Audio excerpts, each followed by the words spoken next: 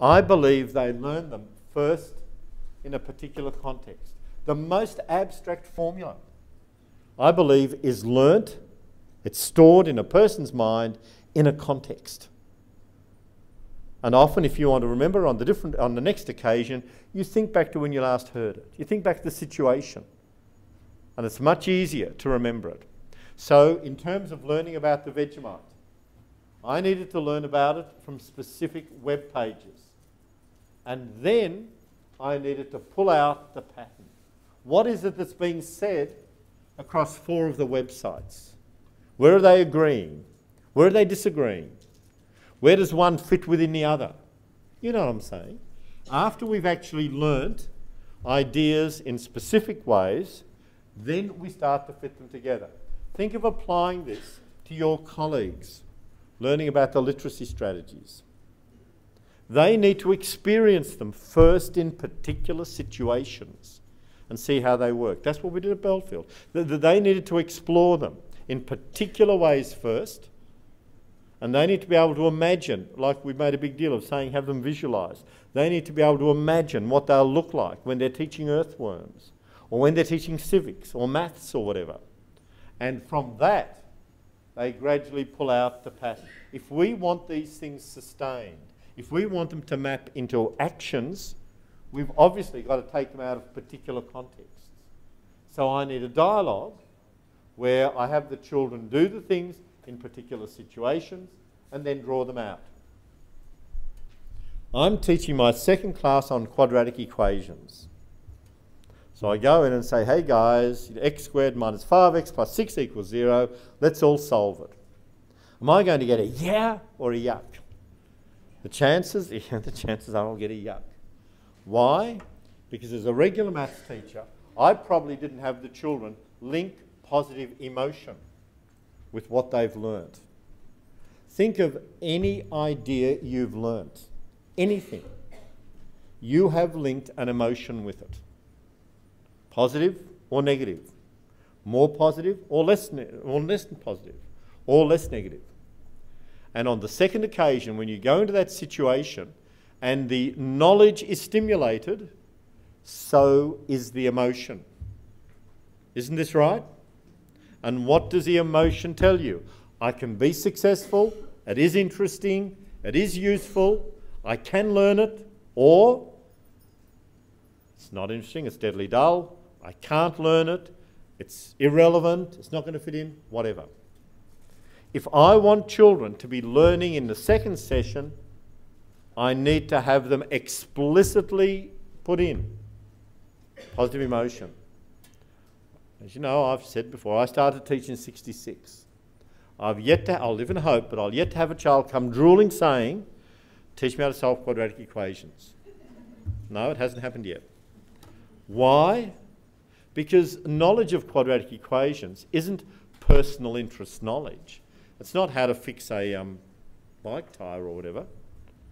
It's culturally valued knowledge. Think of all the knowledge we teach at school. Personal interest knowledge or culturally valued knowledge? Why would I still be teaching kids in maths how to add indices? When I started teaching in '66, I used to have a really big slide rule above the blackboard. And all my students from year 9 onwards had slide rules.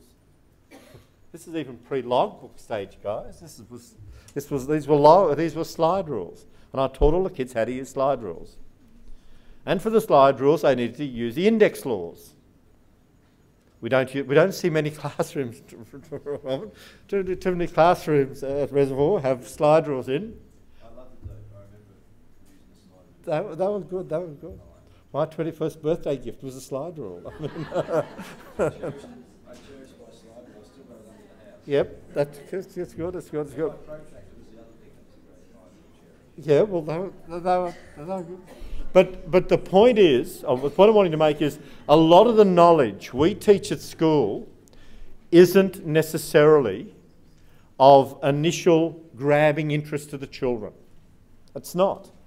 It's culturally valued knowledge. It's knowledge they need to move along the pathway, get through the gates, so they can attend hallowed halls like the University of Melbourne.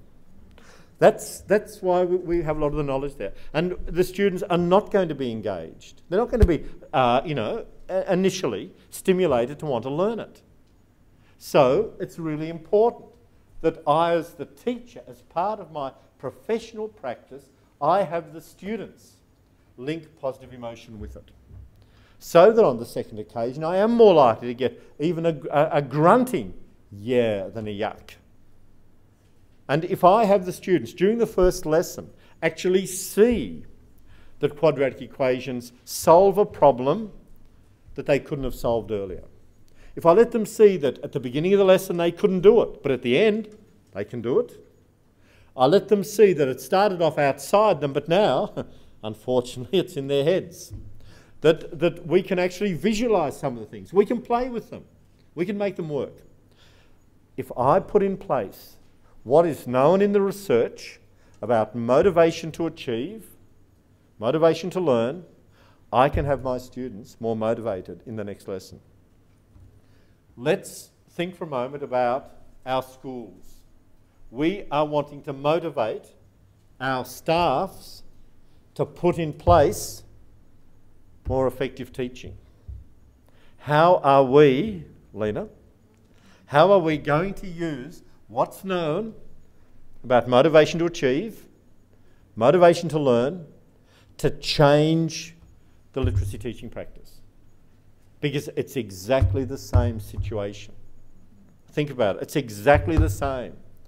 When Margaret, I've known Margaret for a long time, when Margaret first talked, and I'm sure with Reservoir, but when you first talked about putting in place, improved literacy, and people said, oh, here we go again.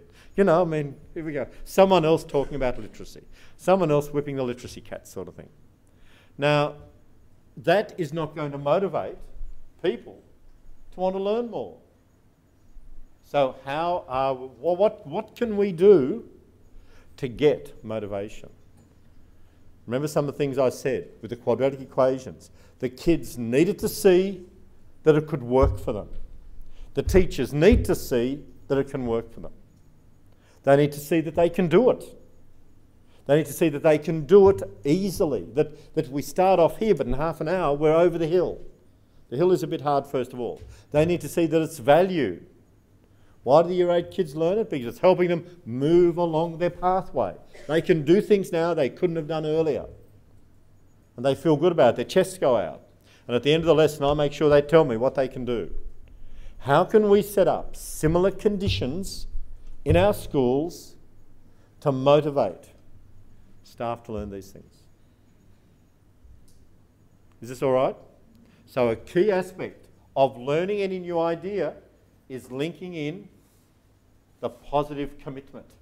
Really making sure we do that explicitly. And we need to think of ways of doing that in the staff development situation. And another aspect of the learning the new ideas is, how did I learn? What actions did I take in order to learn?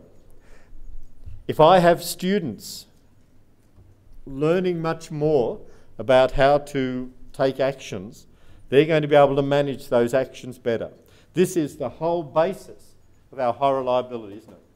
Teaching the kids how to learn better, having them reflect on how they learnt. Let's just apply that to a staff context for a moment.